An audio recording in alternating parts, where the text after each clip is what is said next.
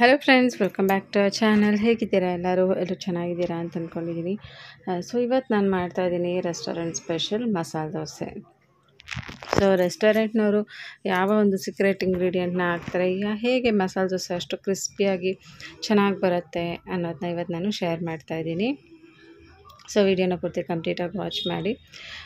So ರೆಸ್ಟೋರೆಂಟ್ನಲ್ಲಿ ಯಾವ ಥರ ಬರುತ್ತೆ, ಎಷ್ಟು ಕ್ರಿಸ್ಪಿಯಾಗಿ ಬರುತ್ತಲ್ಲ ಅದೇ ಥರ ದೋಸೆ ಬರುತ್ತೆ. ಅದಕ್ಕೋಸ್ಕರ ನಾನು ಇವಾಗ ತೊಗೊಳ್ತಾ ಇದ್ದೀನಿ. ಸೊ ನಾನು ಹಾಕೋ ಮೆಷರ್ಮೆಂಟನ್ನು ಅಷ್ಟೇ ಯೂಸ್ ಮಾಡಿ ಪರ್ಫೆಕ್ಟಾಗಿ ಬರುತ್ತೆ ದೋಸೆ. ಸೊ ಇದು ದೋಸೆ ಅಕ್ಕಿ. ಸೊ ದೋಸೆ ಅಕ್ಕಿನ ನಾನಿಲ್ಲಿ ಒಂದು 2 ಲೋಟ ತೊಗೊತಾ ಇದ್ದೀನಿ. ಸೊ ನಾರ್ಮಲಾಗಿ ನಾನು ದೋಸೆ ಇಡ್ಲಿ ಎಲ್ಲ ಒಂದೇ ಹಿಟ್ಟಲ್ಲಿ ಅಂದರೆ ಒಂದೇ ಅಕ್ಕಿ ಹಾಕಿ ಯೂಸ್ ಮಾಡ್ತಾಯಿದ್ದೆ. ಬಟ್ ಇವಾಗ ದೋಸೆ ಅಕ್ಕಿನೇ ಸೆಪ್ರೇಟಾಗಿ ತೊಗೊಂಬಂದು ಇದರಲ್ಲಿ ಹೇಗೆ ದೋಸೆ ಬರುತ್ತೆ ನೋಡಬೇಕು ಅಂತ ಹೇಳಿ ದೋಸೆ ಅಕ್ಕಿನೇ ಸೆಪ್ರೇಟಾಗಿ ತಂದಿದ್ದೆ. ಸೊ ದೋಸೆ ಅಕ್ಕಿ 2 ಲೋಟ ತೊಗೊತಾ ಇದ್ದೀನಿ. ಸೊ ಸೇಮ್ ಈಕ್ವಲ್ ಕ್ವಾಂಟಿಟಿ ಹಾಕಿ ಮೆಷರ್ಮೆಂಟ್ ಹಾಕಿ ಮಾಡಿದ್ರೆ ಪರ್ಫೆಕ್ಟಾಗಿ ದೋಸೆಗಳು ಬರುತ್ತೆ. ಸೊ ಇವಾಗ 2 ಲೋಟ ದೋಸೆ ಅಕ್ಕಿ ತೊಗೊಂಡಿದ್ದೀನಿ. ಇದಕ್ಕೆ ಇವಾಗ ಕಡಲೆಬೇಳೆ. ಸೊ ಕಡಲೆಬೇಳೆ ಹಾಕಿದ್ರೆ ಅದೊಂದು ಎಕ್ಸ್ಟ್ರಾ ಟೇಸ್ಟ್ ಬರುತ್ತೆ ದೋಸೆಗೆ, ಅದಕ್ಕೋಸ್ಕರ. ಸೊ ಇದು ಕಡಲೆಬೇಳೆನೂ ಒಂದು 1/4 ಲೋಟ ಆಗೋಷ್ಟು ಕಡಲೆಬೇಳೆ. ನೀವು 3 ಲೋಟ ಏನಾದರೂ ತೊಗೊಂಡ್ರೆ ಇನ್ನೊಂದು ಅರ್ಧ ಕಡಲೆಬೇಳೆ ಹಾಕ್ಕೋಬೋದು. ಮೆಂತ್ಯ ಹಾಕ್ಕೋತಾ ಇದ್ದೀನಿ. ಸೊ ಮೆಂತ್ಯ ಕೂಡ ಅಷ್ಟೇ ದೋಸೆಗೆ ಸ್ಪೆಷಲಾಗಿ ಟೇಸ್ಟ್ ಕೊಡುತ್ತೆ. ಹಾಗೆಯೇ ಮೆಂತ್ಯ ಹಾಕಿದ್ರೆ ದೋಸೆ ಚೆನ್ನಾಗಿ ಬರುತ್ತೆ ಕೂಡ. ಇವಾಗ ನಾನು ಇದಕ್ಕೆ ಅವಲಕ್ಕಿನ ಆ್ಯಡ್ ಮಾಡ್ಕೊಳ್ತೀನಿ. ಸೊ ಈಗೇನು ನಾನು ಪ್ರಪೋರ್ಷನ್ಸ್ ತೋರಿಸ್ತಾ ಇದ್ದೀನಲ್ವಾ, ಅದೇ ನೀವು ಡಬಲ್ ಮಾಡ್ಕೊಬೋದು ಎಕ್ಸ್ಟ್ರಾ ಹಾಕ್ಕೊಂಡು. ಸೊ ಇವಾಗ ಒಂದು 1/4 ಲೋಟ ಆಗೋಷ್ಟು ಅವಲಕ್ಕಿನ ಹಾಕ್ಕೊಂಡಿದ್ದೀನಿ. ಇವಾಗ ಇದಕ್ಕೆ ಉದ್ದಿನಬೇಳೆ ಹಾಕ್ಕೊಳ್ಳೋಣ. ಸೊ ಉದ್ದಿನಬೇಳೆ ಯಾವಾಗಲೂ 3:1 ಪ್ರಪೋರ್ಷನು. ಅಂದರೆ 3 ಲೋಟ ಅಕ್ಕಿ ತೊಗೊಂಡ್ರೆ 1 ಲೋಟ 3 ಲೋಟ ಅಕ್ಕಿ ತೊಗೊಂಡ್ರೆ 1 ಲೋಟ ಉದ್ದಿನಬೇಳೆ, ಅದೇ ಪ್ರಪೋರ್ಷನ್ ಅಲ್ವಾ. ಇವಾಗ ನಾನು 2 ಲೋಟ ಅಕ್ಕಿ ತೊಗೊಂಡಿದ್ದೀನಿ, ಹಾಗಾಗಿ ನಾನು ಅರ್ಧ ಲೋಟ ಉದ್ದಿನಬೇಳೆ ತೊಗೊಂಡಿದ್ದೀನಿ. ಸೊ ಇದನ್ನೆಲ್ಲ ಒಂದು 3-4 ಸಲ ಚೆನ್ನಾಗಿ ವಾಶ್ ಮಾಡೋಣ. ಸೊ ಚೆನ್ನಾಗಿ ವಾಶ್ ಮಾಡಿದ್ಮೇಲೆ ನೋಡಿ, ಇವಾಗ ಅದನ್ನು ನೆನೆಯೋದಕ್ಕೆ ಬಿಟ್ಬಿಡ್ತೀನಿ. ಒಂದು 4-5 ಗಂಟೆ ಇದು ಚೆನ್ನಾಗಿ ನೆನೆಯಲಿ, ಆಮೇಲೆ ಇದನ್ನು ರುಬ್ಬೋಣ. ಸೊ ಈಗ 4-5 ಗಂಟೆ ಇದನ್ನು ಹಾಗೆ ಬಿಟ್ಬಿಡ್ತೀನಿ, ಚೆನ್ನಾಗಿ ನೆನೆಯಲಿ. ಸೊ ಫ್ರೆಂಡ್ಸ್, ಇವಾಗ ಟೈಮ್ ಆಗಿದೆ. ಇವಾಗ ನಾನು ನೋಡ್ತಾ ಇರ್ತೀರಲ್ಲ, ಅಕ್ಕಿ ಎಲ್ಲ ಚೆನ್ನಾಗಿ ನೆಂದಿದೆ. ಸೊ ಈಗ ಪ್ರೆಸ್ ಮಾಡಿ ನೋಡಿದ್ರೆ ಅಕ್ಕಿ ಎಲ್ಲ ನೋಡಿ ಈ ಥರ ಆಗ್ತಿದೆ. ಸೊ ನೀಟಾಗಿ ಬೆಳ್ಳಲ್ಲೇ ಕಟ್ಟಾಗ್ತಿದೆ ಅಕ್ಕಿ. ಸೊ ಇವಾಗ ಇದು ಚೆನ್ನಾಗಿ ನೆಂದಿದೆ. ಇದನ್ನು ಮಿಕ್ಸಿ ಮಾಡ್ಕೊಳ್ಳೋಣ. ಕಡಿಮೆ ಕ್ವಾಂಟಿಟಿ ಇರೋದ್ರಿಂದ ಮನೆಯಲ್ಲೇ ರುಬ್ಕೋತೀನಿ. ಸೊ ಇಲ್ಲ ಅಂತಂದರೆ ಕೆಲವರು ಹೊರಗಡೆ ಕೂಡ ಹೋಗಿ ರುಬ್ಬಿಸ್ಕೊಂಡು ಬರ್ತಾರಲ್ವ, ಇಲ್ಲ ಅಂದರೆ ಮನೆಯಲ್ಲೇ ಮಿಕ್ಸಿಯಲ್ಲಿ ರುಬ್ಕೋಬೇಕು. ಇನ್ನು ಸ್ವಲ್ಪ ನೈಸಾಗಿ ರುಬ್ಕೋಬೇಕು, ಸ್ವಲ್ಪ ಗಟ್ಟಿಯಾಗಿ ನೈಸಾಗಿಯೇ ರುಬ್ಕೊತೀನಿ ನಾನು ಇವಾಗ. ಸೊ ಇವಾಗ ನೋಡಿ, ಎಲ್ಲ ಹಿಟ್ಟೆಲ್ಲ ರುಬ್ಬಾಗಿದೆ. 2 ಲೋಟ ಅಕ್ಕಿ ತೊಗೊಂಡಿರೋದಕ್ಕೆ ಇಷ್ಟು ಹಿಟ್ಟು ಬಂದಿದೆ. ಸೊ ಈ ಹದದಲ್ಲಿ ರುಬ್ಬಿಟ್ಕೊಂಡಿದ್ದೀನಿ. ತುಂಬ ಅಂದರೆ ತುಂಬ ಚೆನ್ನಾಗಿ ಬರುತ್ತೆ. ಸೊ ಇವಾಗ ಇದಾಗಿದೆ ಅಲ್ವಾ, ಇವಾಗ ಇದಕ್ಕೆ ಒಂದು ಸೀಕ್ರೆಟ್ ಇಂಗ್ರೀಡಿಯೆಂಟ್ ಏನಪ್ಪ ಅಂತಂದರೆ ಅಕ್ಕಿ ಹಿಟ್ಟು. ಸೊ ನೋಡಿ, ಇವಾಗ ಇದಕ್ಕೆ ನಾನು 2 ಲೋಟ ಅಕ್ಕಿ ತೊಗೊಂಡಿದ್ನಲ್ವಾ, ಸೊ 2 ಲೋಟ ಅಕ್ಕಿ ಹಿಟ್ಟನ್ನು ಹಾಕ್ತಾಯಿದ್ದೀನಿ. ಸೊ ನಾರ್ಮಲಾಗಿ ನಾವು ದೋಸೆ ಇಡ್ಲಿ ಮಾಡ್ಬೇಕಾದ್ರೆ ನೈಟಲ್ಲಿ ನಾವು ಬರೀ ಹಿಟ್ಟನ್ನು ಮಾತ್ರ ರುಬ್ಬಿ ಬೆಳಗ್ಗೆ ಫರ್ಮೆಂಟೇಷನ್ ಆಗೋದಕ್ಕೆ ಬಿಡ್ತೀವಿ. ಬಟ್ ಮಸಾಲೆ ದೋಸೆಗೆ ರಾತ್ರಿನೇ ಅಕ್ಕಿ ಹಿಟ್ಟನ್ನು ಕೂಡ ನಾವು ಮಿಕ್ಸ್ ಮಾಡಿಬಿಟ್ಟು ಬಿಟ್ಬಿಡಬೇಕು. ಸೊ ಇದು ಒಂದು ರೀತಿ ಕ್ರಿಸ್ಪಿನೆಸ್ ಆ್ಯಡ್ ಮಾಡುತ್ತೆ ದೋಸೆಗೆ, ಟೇಸ್ಟ್ ಕೂಡ ಚೆನ್ನಾಗಿ ಬರುತ್ತೆ.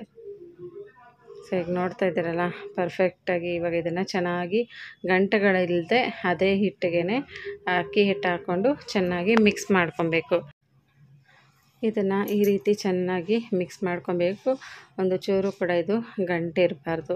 ನೀವು ಒಂದೇ ಲೋಟ ಪ್ರಪೋರ್ಷನ್ ಏನಾದ್ರು ತೊಗೊತೀರಾ ಅಂತಂದರೆ ನಾರ್ಮಲಾಗಿ ಬರೀ ಬೆಳಗ್ಗೆ ಟಿಫನ್ಗೆ ಮಾತ್ರ ಸಾಕು, ಜಾಸ್ತಿ ಏನು ಎಕ್ಸ್ಟ್ರಾ ಬೇಡ ಅಂತಂದರೆ ಒಂದೇ ಲೋಟ ನೀವು ತೊಗೊಬೋದು. ಸೊ 1 ಲೋಟಕ್ಕೆ ಒಂದೇ ಲೋಟ ಅಕ್ಕಿ ತೊಗೊಂಡು ಅದಕ್ಕೆ 1 ಲೋಟ ಅಕ್ಕಿ ಹಿಟ್ಟನ್ನು ಹಾಕ್ಕೋಬೋದು.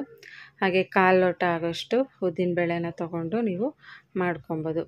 ಸೊ ಈ ಥರ ತಿರುಗಿಸ್ತಾನೆ ಇದ್ದರೆ ಒಂದು 2 ನಿಮಿಷ ಆ ಗಂಟುಗಳೆಲ್ಲನೂ ಬಿಡುತ್ತೆ, ಅಕ್ಕಿ ಹಿಟ್ಟಲ್ಲಿರೋ ಗಂಟೆಲ್ಲನೂ ಬಿಡುತ್ತೆ. ಆಮೇಲೆ ಇದನ್ನು ಒಂದು ಸ್ವಲ್ಪ ಗಟ್ಟಿಯಾಗಿಯೇ ಪ್ರಪೋರ್ಷನ್ ಇಟ್ಕೊಂಡು ನಾವು ಆ್ಯಡ್ ಮಾಡ್ಕೋಬೇಕು, ಅಂದರೆ ಎಲ್ಲ ಮಿಕ್ಸ್ ಮಾಡ್ಕೊಬೇಕು. ಸೊ ದೋಸೆ ಹಿಟ್ಟನ್ನು ನಾವು ರಾತ್ರಿ ನೆನೆಸ್ಬೇಕಾದ್ರೆ, ಅಂದರೆ ರಾತ್ರಿ ರುಬ್ಬಿದ್ದು ಆದಮೇಲೆ ಫರ್ಮೆಂಟೇಷನ್ ಆಗಕ್ಕೆ ಬಿಡ್ತೀವಲ್ಲ, ಆ ಒಂದು ಹದಕ್ಕೆ ನಾವು ಈ ಹಿಟ್ಟನ್ನು ರೆಡಿ ಮಾಡ್ಕೊಬೇಕು. ಸೊ ನೋಡಿ, ಈ ಥರ ಇವಾಗ ಹಿಟ್ಟು ರೆಡಿಯಾಗಿದೆ. ಒಂದು ಸ್ವಲ್ಪ ಕನ್ಸಿಸ್ಟೆನ್ಸಿ ಗಟ್ಟಿಯಾಗೇ ಇರಬೇಕು, ಜಾಸ್ತಿ ನೀರು ಹಾಕಿ ಕೂಡ ಮಾಡ್ಕೊಬಾರ್ದು. ಒಂದು ಸ್ವಲ್ಪನೇ ನೀರನ್ನು ಆ್ಯಡ್ ಮಾಡಿಕೊಂಡು ನಾವು ದೋಸೆ ಹಿಟ್ಟಿನ ಅದಕ್ಕೆ ತೊಗೊಂಡು ಬರಬೇಕು. ಅಂದರೆ ಈ ದೋಸೆ ಹಿಟ್ಟು, ನಾರ್ಮಲ್ ದೋಸೆ ಹಿಟ್ಟೆಲ್ಲ ಮಾಡಿದ್ರೆ ಇನ್ನೂ ಸ್ವಲ್ಪ ನೀರಾಗಿರುತ್ತೆ, ಬಟ್ ಇದು ಗಟ್ಟಿ ಇರಬೇಕು. ಸೊ ಇವಾಗ ಇದಾಗಿದೆ. ಇದನ್ನು ಒಂದು 8 ಅವರ್ಸು ಸ್ವಲ್ಪ ಉಬ್ಬೋದಕ್ಕೆ ಬಿಡೋಣ.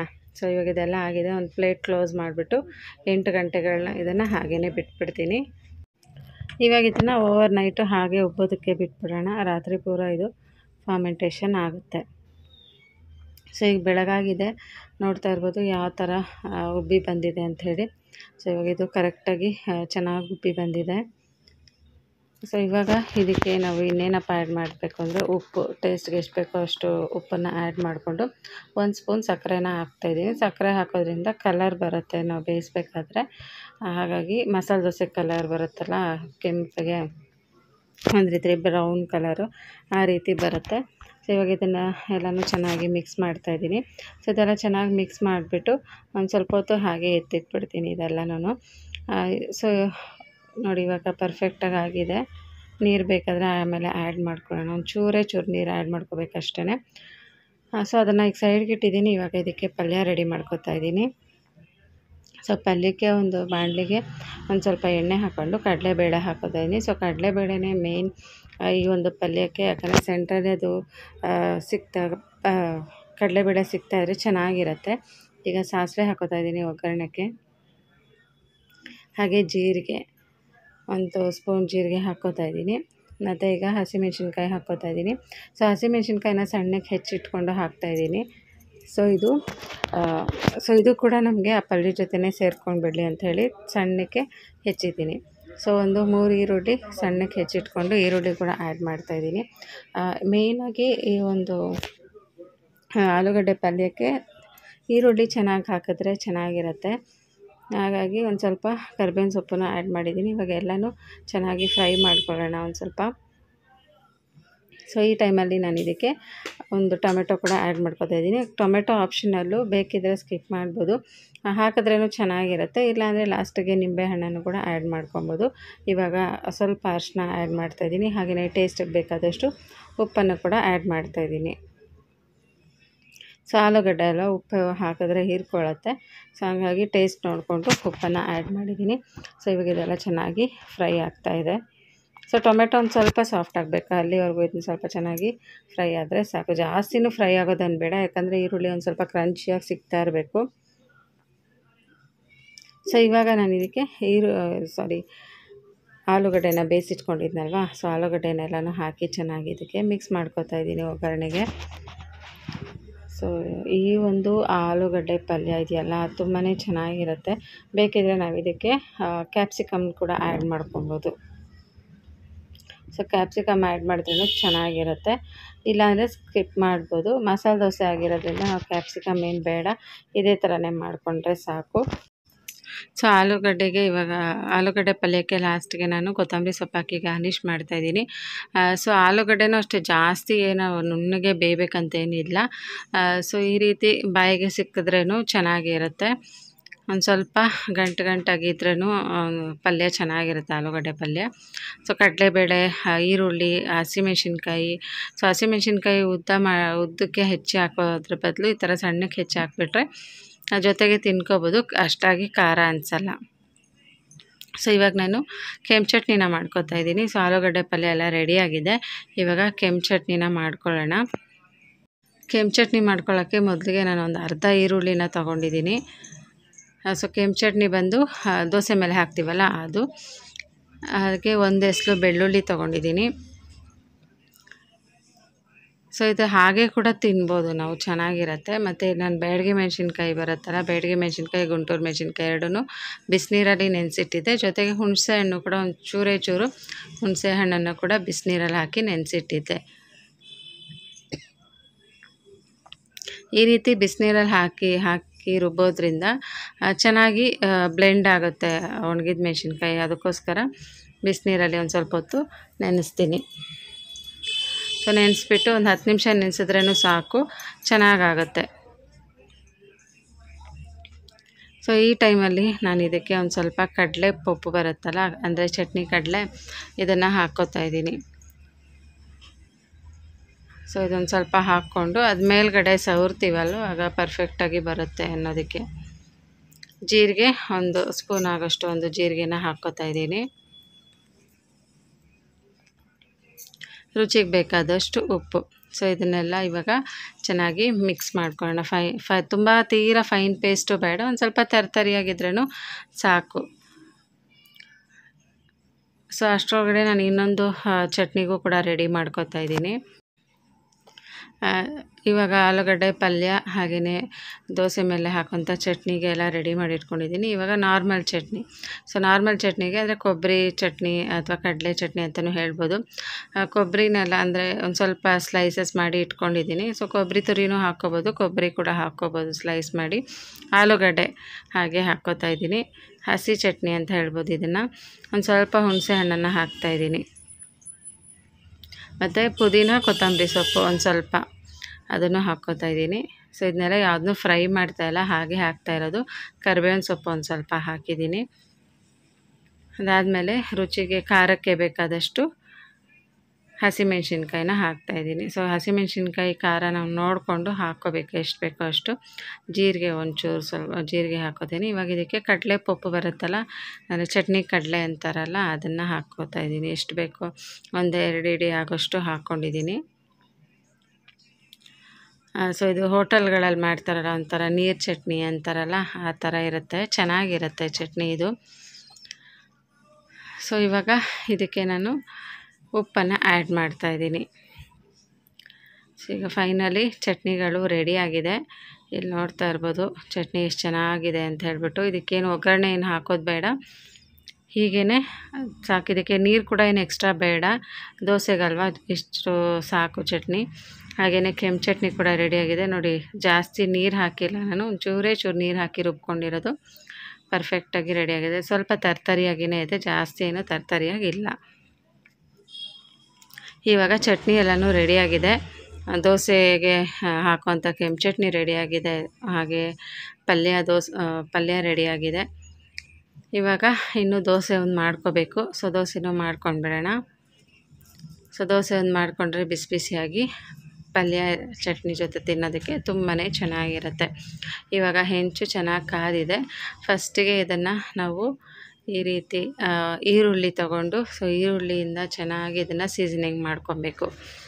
ಸೊ ದೋಸೆ ಎಲ್ಲ ಮಾಡಬೇಕಾದ್ರೆ ಯಾವಾಗಲೂ ಅಷ್ಟೇ ಈರುಳ್ಳಿಯಿಂದ ಚೆನ್ನಾಗಿ ಉಜ್ಜಬೇಕು ತವನ, ಆವಾಗ ಚೆನ್ನಾಗಿ ಬರುತ್ತೆ. ಸೊ ನಾನಿವಾಗ ದೋಸೆನ ಹಾಕ್ತಾಯಿದ್ದೀನಿ. ಸೊ ದೋಸೆ ನೋಡಿ ಚೆನ್ನಾಗಿ ಬರ್ತಾಯಿದೆ. ಸೊ ಈ ಥರ ಗೂಡಾಗಿ ಬರಬೇಕು ದೋಸೆ, ಆವಾಗ ಪರ್ಫೆಕ್ಟಾಗಿ ಬರುತ್ತೆ ಅಂತ ಅರ್ಥ. ಚೂರು ನೀರು ಹಾಕಿದ್ರೆ ಇನ್ನೂ ಸ್ವಲ್ಪ ಗೂಡಾಗಿ ಚೆನ್ನಾಗಿ ಬರುತ್ತೆ. ಬಟ್ ಅದು ಕ್ರಿಸ್ಪಿನೆಸ್ ಇರಲ್ಲ, ಅಷ್ಟು ಕ್ರಿಸ್ಪಿಯಾಗಿ ಬರಲ್ಲ, ಸಾಫ್ಟಾಗಿ ಇರುತ್ತೆ. ಈ ಸೆಟ್ ದೋಸೆ ಎಲ್ಲ ಮಾಡ್ಕೊತೀವಲ್ಲ, ಸೆಟ್ ದೋಸೆ ಎಲ್ಲ ಮಾಡ್ಕೋಬೇಕಾದ್ರೆ ಒಂಚೂರು ಸ್ವಲ್ಪ ನೀರು ಥರ ದೋಸೆ ಹಿಟ್ಟಿದ್ದಾಗ ಸೆಟ್ ದೋಸೆ ಎಲ್ಲ ಚೆನ್ನಾಗಿ ಬರುತ್ತೆ, ನಾರ್ಮಲ್ ದೋಸೆ ಹಿಟ್ಟಲ್ಲಿ ಮಾಡಿದಾಗ. ಇವಾಗ ಮೇಲೆ ನಾನು ಇದನ್ನು ದೋಸೆ ಮೇಲೆ ಇವಾಗ ಕೆಂಪು ಚಟ್ನಿನ ಫುಲ್ಲು ಹಾಕ್ತಾಯಿದ್ದೀನಿ. ನಮ್ಗೆ ಎಷ್ಟು ಬೇಕೋ ಅಷ್ಟು ಖಾರಕ್ಕೆ ನೋಡಿಕೊಂಡು ಹಾಕ್ಕೊಬೇಕು. ಸೊ ಈ ಚಟ್ನಿ ಹಾಗೆ ನಾವು ಬಿಸಿ ಅನ್ನಕ್ಕೂ ಕೂಡ ಒಂದು ಸ್ವಲ್ಪ ತುಪ್ಪ ಹಾಕ್ಕೊಂಡು ತಿನ್ಬೋದು. ಕೆಂಪು ಚಟ್ನಿ ಬಾಯೆಲ್ಲ ಕೆಟ್ಟಾಗ ಚೆನ್ನಾಗಿರುತ್ತೆ ತಿನ್ನೋದಕ್ಕೆ, ಯಾಕಂದರೆ ಉಪ್ಪು ಹುಳಿ ಖಾರ ಎಲ್ಲನೂ ಇದೆ ಅಲ್ವಾ, ಹಾಗಾಗಿ ತಿನ್ಬೋದು. ಈಗ ನೋಡ್ತಾ ಇದ್ದೀರಲ್ಲ ದೋಸೆ ಕ್ರಿಸ್ಪಿಯಾಗಿ ಬಂದಿದೆ. ಸೊ ಒಂದು ಸೈಡ್ ಅಷ್ಟೇ ಬೇಯಿಸ್ಕೊಳ್ತೀನಿ, ಇನ್ನೊಂದು ಸೈಡ್ ಏನು ಬೇಯಿಸ್ಕೊಳ್ಳೋದೇನು ಬೇಡ. ಇದು ಆಗಿದೆ ಇವಾಗ. ಸೊ ಮಸಾಲೆ ದೋಸೆ ಒಂದೇ ಸೈಡ್ ಅಲ್ವಾ ಬೇಯಿಸೋದು, ಇನ್ನೊಂದು ಸಲ ಏನು ಬೇಯಿಸೋ ಅವಶ್ಯಕತೆ ಇಲ್ಲ. ಕ್ರಿಸ್ಪಿಯಾಗಿ ರೆಡಿಯಾಗಿದೆ, ನೋಡ್ತಾ ಇರ್ಬೋದು. ಟೆಕ್ಸ್ಚರ್ ನೋಡಿದ್ರೇ ಗೊತ್ತಾಗುತ್ತಲ್ಲ ಕ್ರಿಸ್ಪಿಯಾಗಿ ಬಂದಿದೆ ಅಂತ ಹೇಳ್ಬಿಟ್ಟು.